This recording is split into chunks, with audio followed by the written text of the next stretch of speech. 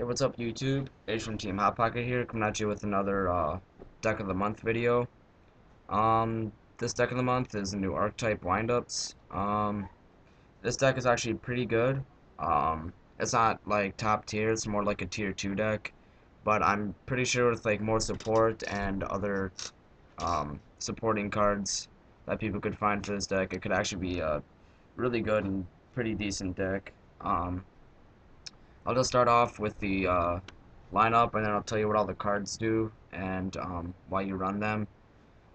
I have a lot of proxies in here, so in the video you'll see pictures of the card so you actually know what it looks like. Anyways, start off here. 3 Wind Up Magicians. 2 of them are proxied. 3 Soldier. 3 Dog. 2 Birdman. 3 Goblinberg. Wind Up Juggler. And 1 Wind Up Snail. Okay, moving on to the magics. 3 Wind Up Factory. I have a picture for you guys to look at. Legendary Wind Up Key. 2 Double Summon. 2 Star Changer. Moving on to the staples now. MST, Dark Hole, Book, Monster Reborn, and Swords of Infinite Light. Okay, moving on to the traps now. You run 1 Overwind. I thought about running more of this card, but talk more about that in a little bit. 1 Call of the Haunted. 1 Solemn Judgment. 2 Bottomless, Mirror Force, Compulse, Torrential, and Sakuretsu Armor, and 7 Tools. Alright. Now I'll talk about this deck a little bit. The main point of this deck is to Exceed, especially for 5 stars. I'll talk about the side deck in a bit. So the main thing you can go into is the Tyrus and the Adrius. And once in a while you go into like a rank 4 or you'll synchro because of the Birdman. But the main point of the deck is to get your Magician out. He can kind of hold up his own because his defense is 1800, so it's pretty good to just set the Wind Up Magician, then wait for your opponent to do something, and then flip up the Magician, and then summon either a Soldier or a Dog. And then when Magician's on the field and you activate another Wind Up monster's effect, Wind Up Magician's effect goes off, and then you get to special summon another Wind Up from your deck. I preferably summon out the Dog, because the Wind Up Soldier is more of a beater for me to draw, and it's kind of a waste to Exceed with the Soldier. But I mean, if I draw it and need to use it, I will. So pretty much you summon out the Soldier, use its effect, Magician goes off, special summon the Wind Up Dog, use the Dog's effect, and both Wind Up Magicians and Wind Up Dog and Soldier's effect bring them to 5 stars, so then you can exceed into a rank 5. So that's either Tyrus or Aegius right there. And then to make the deck even faster, you run the Wind Up Factories. Wind Up Factory is really good in this deck because each time, once per turn when a Wind Up monster's effect goes off, you can just search out any Wind Up monster in your deck and put it into your hand. Really good when you don't have the Magician out yet. So you just summon the Soldier, activate the Factory, activate the Soldier's effect, and then get a Magician into your hand. The bad thing about it is the fact that you can only activate their effects once while they're face up on your side of the field. So that's the reason why you run the Birdman and the Wind Up Key. I only run 1 legendary Wind Up Key. I thought about maybe running 2, but running 2 would kind of be overdoing it because I've already got 2 Birdman, and Birdman I like better than Wind Up Key because I can also synchro with the Birdman and do other stuff, and Wind Up Key all it does is just set them. So pretty much, um, when I have my windups on my side of the field, already activated their effects and stuff, activate the windup key, I set them, and then I flip them back up next turn, and then I can activate their effects again. So that's the reason why you really run the windup key. The reason why I run the Birdman is because I can activate my windup dog's effect, attack, main phase 2, bring it to my hand, and bring out the Birdman. And then I can reuse my windup dog's effect next turn. So Birdman is pretty much just like bait. I don't really synchro much, but I mean, when you actually want to, you can, because Birdman, um, which is the reason why I like it better than Legendary Windup Key. Although Windup Key does it for all of your windups on your side of the field instead of just one. But you normally don't have more than just one windup on your side of the field anyways, because you're normally exceeding enough.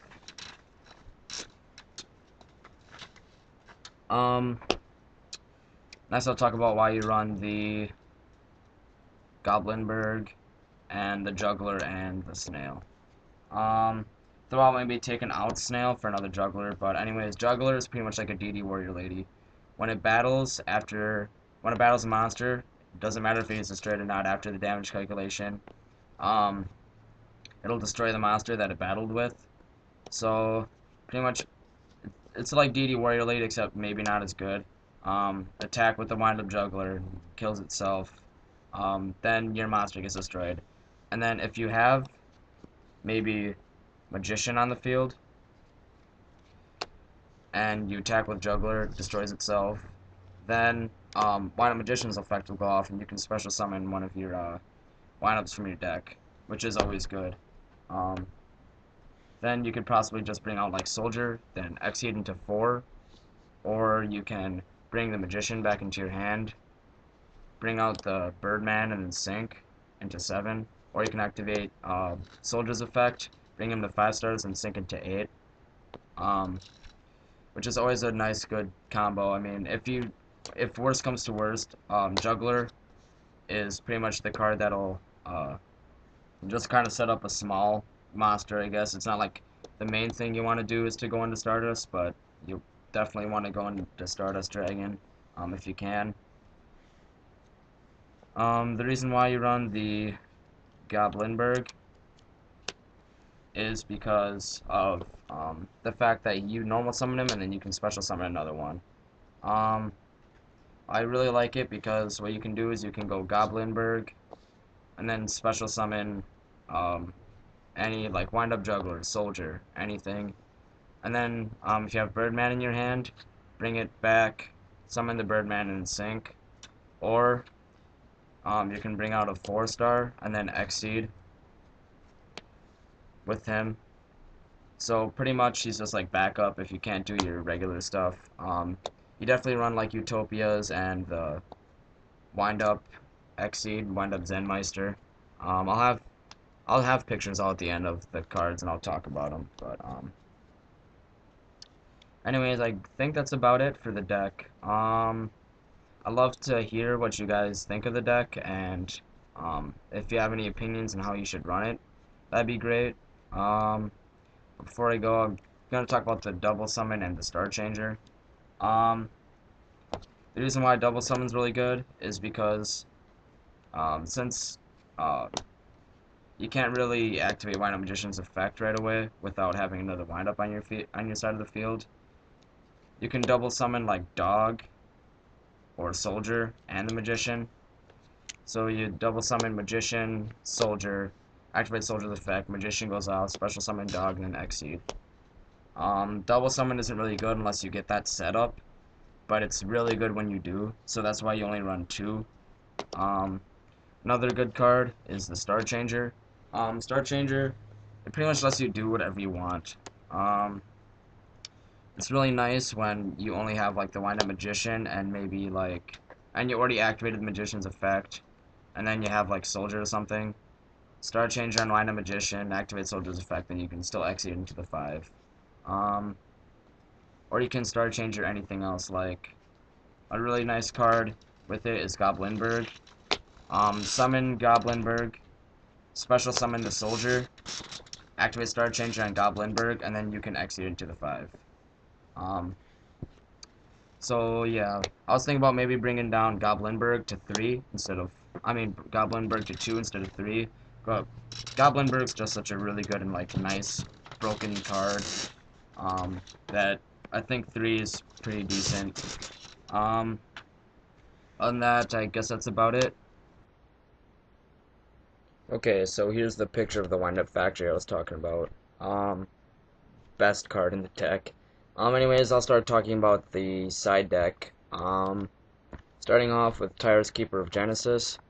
This card is really, really good and broken.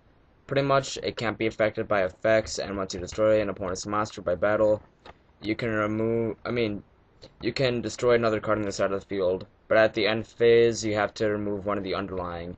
And once it's out of its underlying cards, then you can't do anything with it anymore. So its effects are negated once it runs out of underlying. Next card is Aegis, Keeper of Armageddon. This card is really broken as well. All you need to do is remove one of the underlying and blow up a card on the field. It has to be face up, but I mean, 2600 attack. Both Tyrus and Aegis both have 2600, and that is like really good alone, just having 2600. And how easy it is to get them out in this deck just makes them really good. Plus, their effects are broken. Moving up to the wind-up Zen Meister. You only run this because in case you need to go into rank 4, and Zen Meister is a wind-up card, so why not? Zen Meister also, when you activate his effect, by removing one of the underlying, you can set one of your wind-ups if you want, then flip it back up and then activate its effect again. So it's pretty decent. The next is the Utopia. Pretty obvious why I run it. The only reason why you do is pretty much the Stardust, Utopia, Lockdown. You run Stardust Dragon because he's really easy to go into when you can make all of your windups to rank 5, and then you can sync with Birdman. Then Black Rose Dragon is also really easy to go into because 3-4 is Black Rose, Goblinberg, and Birdman in case you get a bad hand and then blow up the field. And then you've got your Bryonic Dragon, really obvious card to run. If you don't have a Bryonic, which a lot of people don't, then just run any other good 6-star that you can find. I mean, there's not much else to say about him. He's just really, really good. Ditch, send a card back to the hand. If you really need to go into him, you can go into him just in case. I mean, you're not running that much for an extra deck in this deck. So anyways, that's about it. Thanks for watching. Please rate, comment, and subscribe. Please leave a comment on what you think I could please like edit in the deck or take out, put in. I would love new ideas on this deck because I'm trying to make this deck good, and this is just what I've been able to come up with so far. And I'd love to hear other people's opinions on what you could do in the deck. But other than that, that's about it. One last time, please rate, comment, and subscribe, and I'll hope to see you guys in my next video.